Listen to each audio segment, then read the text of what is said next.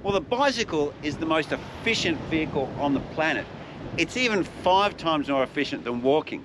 Well, let's roll that intro and let's get into a bicycle and what is actually more efficient than or compared to other things in the world and why we should be using the bicycle more.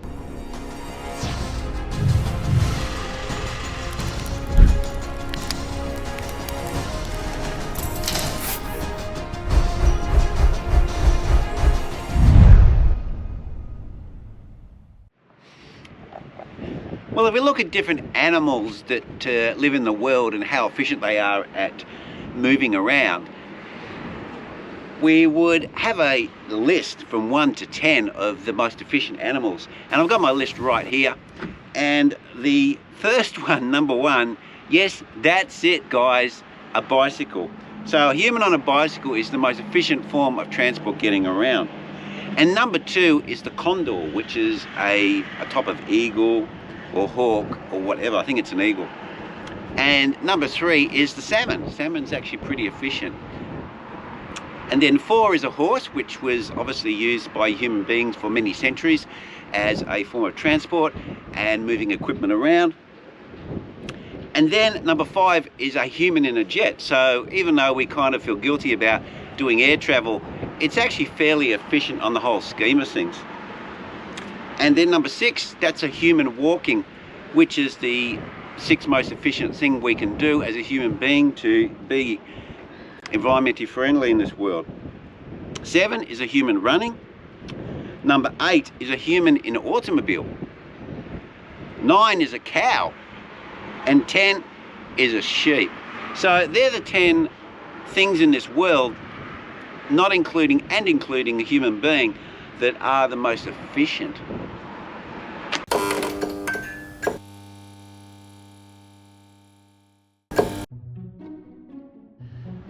Let's just compare in actual energy so we can work out what the calories are between a car and a human being, and also a bus or train, all those sorts of things we can use for transport. Now, if we look at a cyclist, he uses 35 calories per mile. If we look at walking, that uses 100 calories per mile. And the bus or train uses about 900 calories per mile. And a car uses 1,860 calories per mile.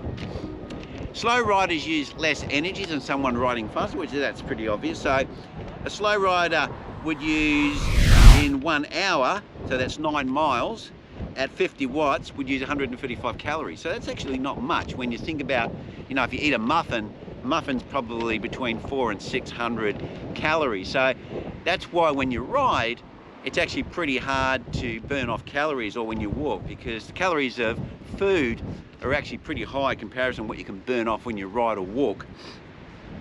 And if you're doing 30 miles at 500 watts, then you'll be doing 2,150 calories in 1 hour.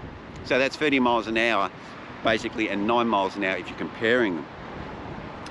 That's because the resistance of the air and the wind when you're riding is squared as you go faster. So we talked about this before when we talk about aero bikes and all that sort of thing. So as you go faster, then the aero drag that you have on your body is a factor squared.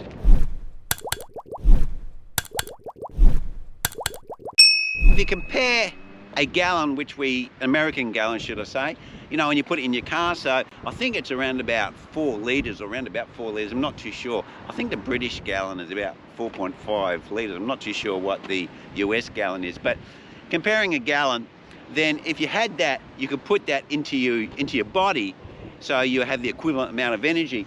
You could ride about 2,000 miles on 1 gallon of fuel. So that brings down to how efficient it is, because when we go to the garage and we're pumping all of those gallons into our cars, then that's how much energy we're using, which we can reduce if we get on our bikes and use our bikes for commuting and not just for riding for fun. So this is why I encourage everyone, if you're going somewhere, if you're going up the shops, walk, or even better, use your bike, because it's the most efficient form of transport. And if you're going to work, use your bike.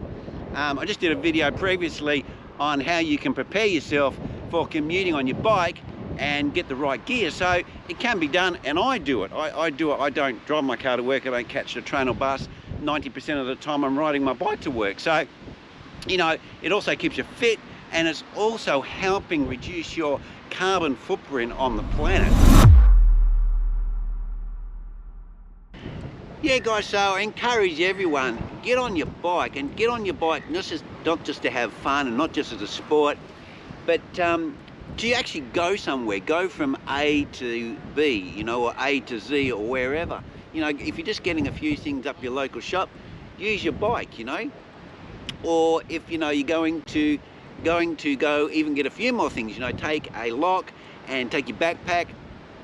And if you're going up the shops, you know, just use your bike, lock it up, and then get some gear. Obviously, I know people have a risk of their bikes being damaged or stolen, so obviously you need to pick where you're going to ride. But, you know, if you're just riding over your friend's house they live nearby, use your bike, you know.